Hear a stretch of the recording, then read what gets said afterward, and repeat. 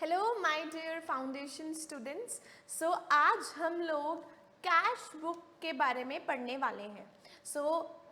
सबसे पहले हम as per our ritual cash book chapter के बारे में लिख के चलेंगे। ठीक है, चैप्टर का नाम है कैश बुक। सबसे पहली बात है, ये भी चैप्टर उतना ही सिंपल है जितना ट्रायल बैलेंस। ठीक है, बहुत ही सिंपल चैप्टर है कैश बुक। बिल्कुल आपको बेसिक रूल्स इसके याद करके रखने हैं and then you will be able to solve with sums. अब कैश बुक के बारे में सबसे पहले हम ये लिख के चलेंगे ताकि हमें कोई भी प्रॉब्लम ना आए। Cash book is both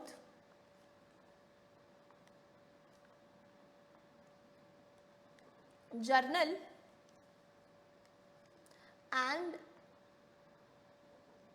laser. Cash book दोनों का काम करता है, जर्नल का भी काम करता है, लेजर का भी काम करता है। तो आपको जर्नल भी बताया जाएगा, लेजर भी बताया जाएगा। पहले आप इन चीज़ों के बारे में समझ के चलना। तो अगर हम जर्नल के बारे में थोड़ा सा जाने तो जर्नल क्या होता है, जर्नल क्या करता है? Journal records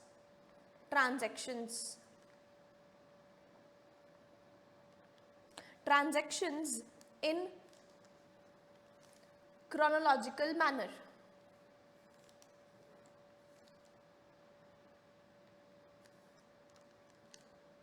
In chronological manner. Chronological manner का मतलब है सीरियल ऑर्डर वाइज रिकॉर्ड करके चलता है। फॉर एग्जांपल, पहले हम जनवरी 1 की ट्रांजैक्शन को रिकॉर्ड करेंगे, फिर 2 की रिकॉर्ड करेंगे। ऐसा नहीं है जनवरी 1 के बाद सीधा हमने 10 को रिकॉर्ड कर दिया फिर हम जनवरी 7 पे पहुंच चुके हैं। नो, हम सीरियल ऑर्डर वाइज ट्रांजैक्शंस को क्या करके चलते हैं? रिकॉर्ड करके चलते हैं। Perfect. And then ledger act as a cash account. तो ये कैश अकाउंट भी बताता है। दैट्स वाई हम कैश बुक को both as a journal and as a ledger हम ट्रीट करके चलते हैं। Why we treat is as a journal? Because it records the transaction in a chronological manner. Why we treat it as a ledger? Because it act as a cash account. Perfect, done. All the cash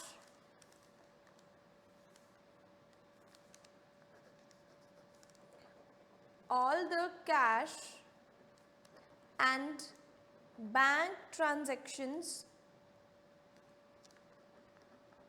सारी की सारी cash वाली और bank वाली transactions को हम यहाँ पर रिकॉर्ड करके चलते हैं।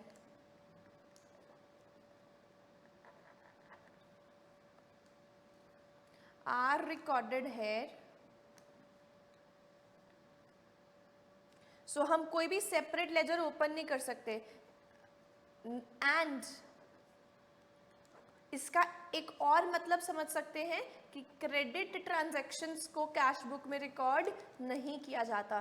Credit transactions are not recorded in our cash book. ठीक है, तो यही एक फीचर है कैश बुक का कि सारी की सारी कैश ट्रांजैक्शंस को रिकॉर्ड किया जाता है एंड क्रेडिट ट्रांजैक्शंस को हम रिकॉर्ड नहीं, are not recorded in the cash book. Clear है? पहला very important line is this. कभी भी आपके बैंक में आपके पास या तो पैसे जीरो होंगे या तो आपके पास पैसे होंगे। कभी भी आपके पास कैश नेगेटिव में नहीं हो सकता। So right, balance of cash book, balance of cash book यानी कि cash column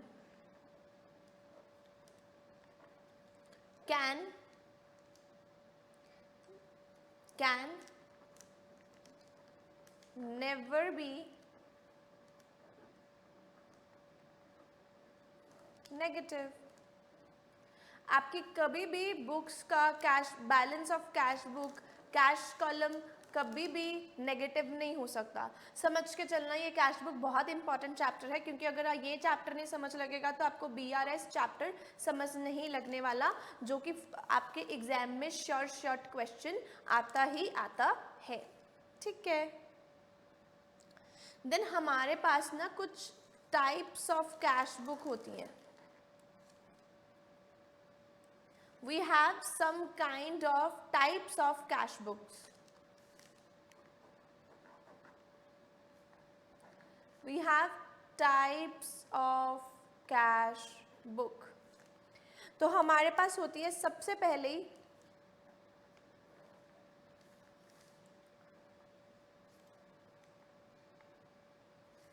single column cash book,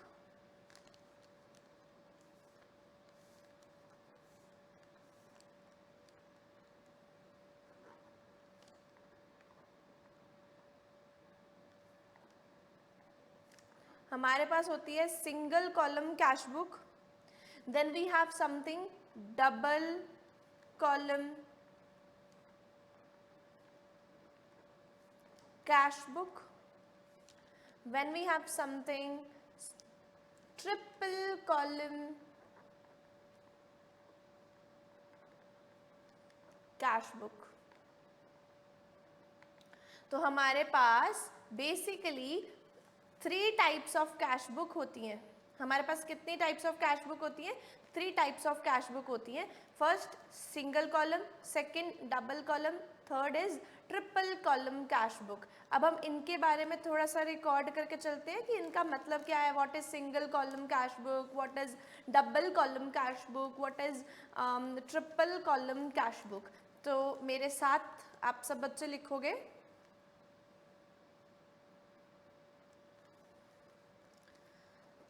single column cash book में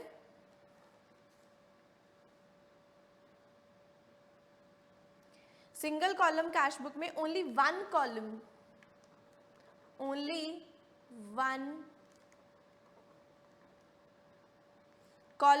on each side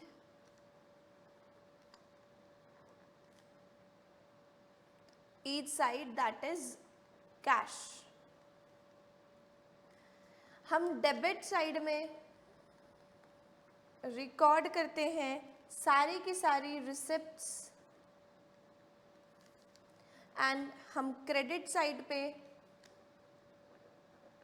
रिकॉर्ड करते हैं सारी की सारी पेमेंट्स। अगर कोई मुझसे सिंगल कॉलम कैश बुक का फॉर्मेट जानना चाहता है तो वो कुछ इस तरीके से होता है। Date, particulars,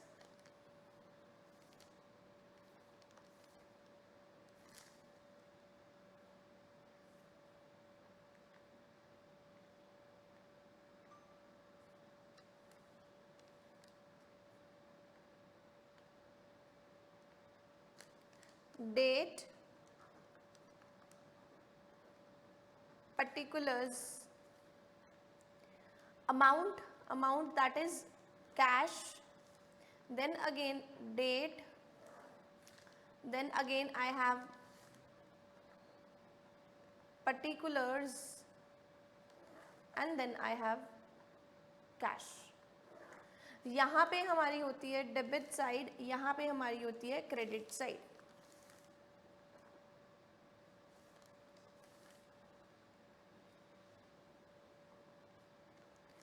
date particulars cash, date particulars cash. यहाँ पे हम सारे कुछ जो पैसा आएगा यहाँ रिकॉर्ड करेंगे, अगर कोई पैसा जाएगा विड्रॉ कराएंगे या फिर कोई पेमेंट्स करेंगे तो हम यहाँ पे रिकॉर्ड करके चलते हैं। तो हम यहाँ पे रिकॉर्ड करके चलते हैं। So only one column on each side that is cash.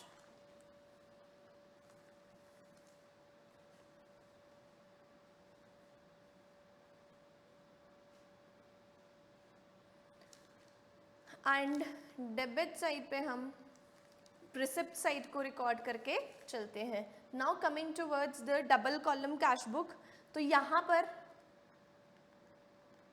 2 columns that is one for the cash, another for the bank is contained. It also records contra entries. अब मैं यहाँ पे इसको बताऊंगी what are contra entries, but आपको ये अभी तक लिख के चलना है. It also record contra entries. Triple column cash book में 3 चीजें आती हैं. कैश आएगा, बैंक आएगा, प्लस डिस्काउंट आएगा.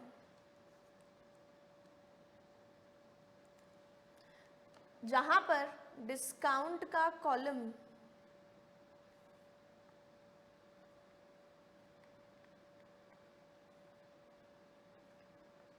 is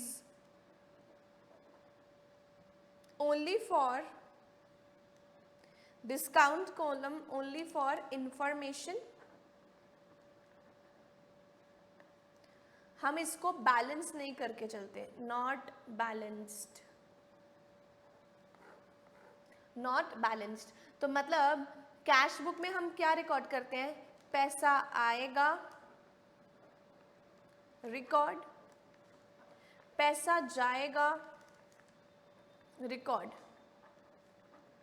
मतलब जितनी भी ट्रांजैक्शंस हम करेंगे उनको हम रिकॉर्ड करके चलेंगे इन अवर कैश बुक. ठीक है.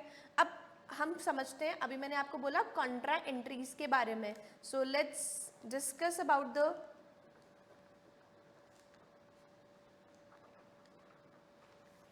Contra entries. कॉन्ट्रा एंट्रीज वो होती है जब बोथ कैश भी और बैंक भी दोनों ट्रांजैक्शंस इम्पैक्ट करते हैं. मतलब दोनों में, जैसे फॉर एग्जांपल मैंने कैश बैंक से विड्रॉ करवाया, मतलब कैश भी आया, बैंक भी आया. तो जहाँ पे ये दोनों अकाउंट्स एक दूसरे के साथ इफेक्ट होंगे ट्रांजैक्शन करते हुए, उससे बोलेंगे कॉन्ट्रा एंट्रीज. जैसे कि when both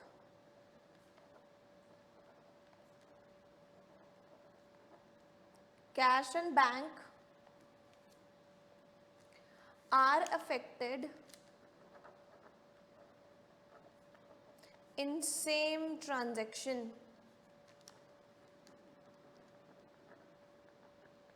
In same transaction. अब इसी को ही आप समझोगे बहुत अच्छे से, क्योंकि फिर आपको डाउट्स आएंगे, तो अभी समझ लोगे, that would be helpful. For example मैंने कैश को डिपॉजिट कराया इन द बैंक.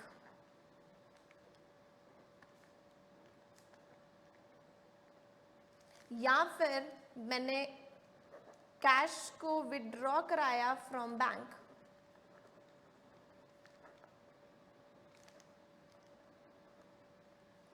कैश को जब मैं डिपॉजिट कराऊंगी बैंक में, तो कैश बैंक में पैसा आएगा और मेरे पास कैश कम हो जाएगा. इसका मतलब यही है ना, यही इफेक्ट होएगा. मतलब अगर मैंने बैंक में पैसा डिपॉजिट कराया, for example I gave you some money and I told you कि इसको जमा कराओ बैंक में, तो जेन्युइन सी बात है, बैंक में पैसा आएगा और कैश में क्या हो जाएगा? कम हो जाएगा. तो इसको बोलते हैं हम contra entry, denoted by C letter. Cash withdraw from bank, मतलब बैंक में पैसा क्या हो जाएगा? कम हो जाएगा, और कैश में पैसा क्या हो जाएगा? प्लस हो जाएगा. इसको नोट करके रखना, because it will help in one file passing the entries. Bank में पैसा प्लस, कैश में पैसा minus. Marked as C in ledger folio column.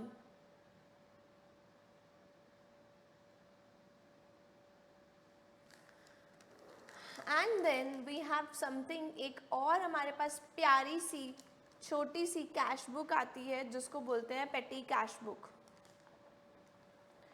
अब ये पेटी कैश बुक क्यों होती है? फॉर एग्जाम्पल मैंने अपने बिंगो मेरा बहुत बड़ा बिजनेस है, तो मैं हर खर्चा खुद, छोटा छोटा खर्चा खुद नहीं करता हूँ.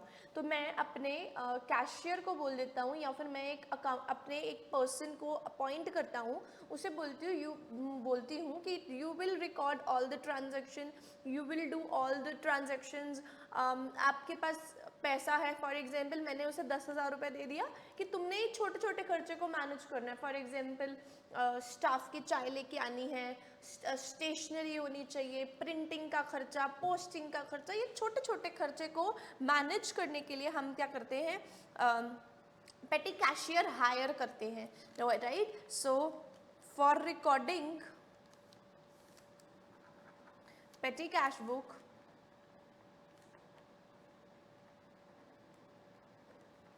for recording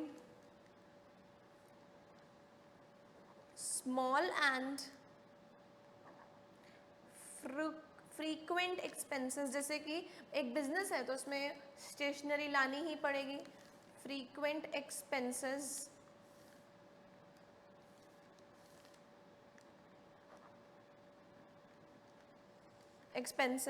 example postage,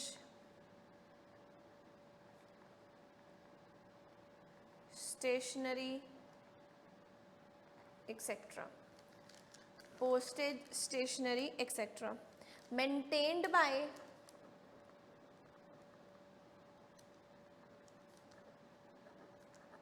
petty cashier,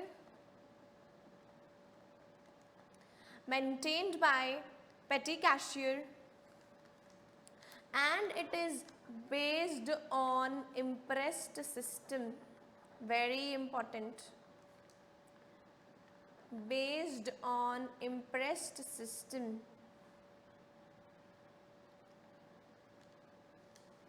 main cashier, एक कैशियर हम अपॉइंट करते हैं, हायर करते हैं।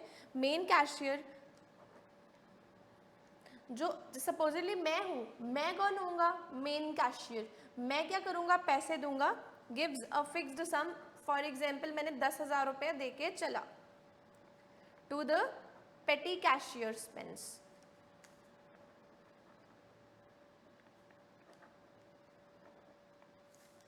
Then at the end of the period,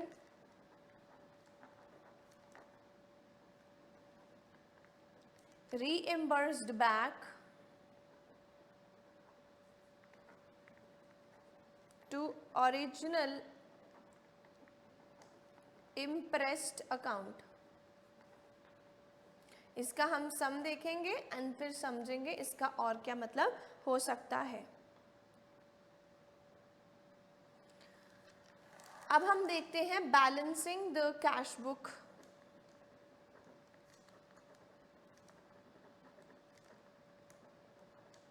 पहला पॉइंट हमने ऑलरेडी पढ़ लिया हुआ है और वो कुछ ऐसा था,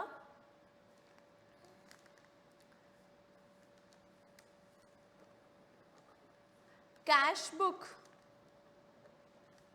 ऑलवेज हैव पॉजिटिव बैलेंस, मतलब always have debit balance.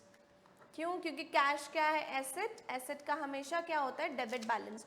Cash book always have debit balance, never negative, never negative. Second, bank column. देखो बैंक से तो हम लोन भी ले सकते हैं तो हमारा बैलेंस नेगेटिव हो सकता है। मे शो डेबिट बैलेंस, बैंक का हमेशा क्रेडिट बैलेंस होना चाहिए। मे शो डेबिट बैलेंस, तो इस मैम बैंक भी तो हमारा एसेट है, अगर हमने लोन लिया है तो हमारा डेबिट बैलेंस होता है, otherwise it always have the credit balance. Bank हमसे उल्टा चलता है, so debit balance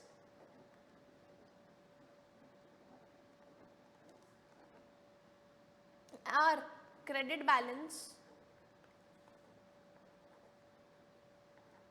stands for unfavourable. ये हम कब ज़्यादा सीखेंगे, जब हम बैंक रिकंसिलिएशन स्टेटमेंट भी पढ़ेंगे। ठीक है, आपको बहुत से डाउट्स आपके जो आ रहे होंगे वो क्लियर हो जाएंगे अनफेवरेबल बैलेंस को लेकर। अभी समझ लो बस कि बैंक का बैलेंस नेगेटिव में हो सकता है, वाई? क्योंकि हमने लोन लिया है। तो जब हम लोन लेते हैं तो उसको बोलते हैं बैंक ओवरड्राफ्ट। क्या बोलते हैं हम उसको? Bank overdraft.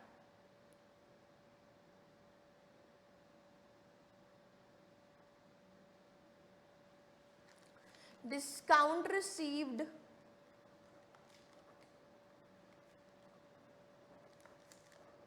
क्रेडिट साइड पे आएगा,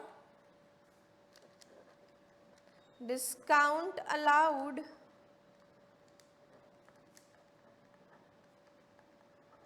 डेबिट साइड पर आएगा, डिस्काउंट अलाउड डेबिट साइड पर आएगा। ये ही सब कुछ है जो हमें कैश बुक में सीखना होता है, ठीक है। इसके अलावा और कुछ भी नहीं है, बस अब हम सम्स की ओर जाएंगे, बट उससे पहले इन नोट्स को प्लीज़ आप रिवाइज कर लीजिए, because revision is key for this chapter. Thank you so much, good bye.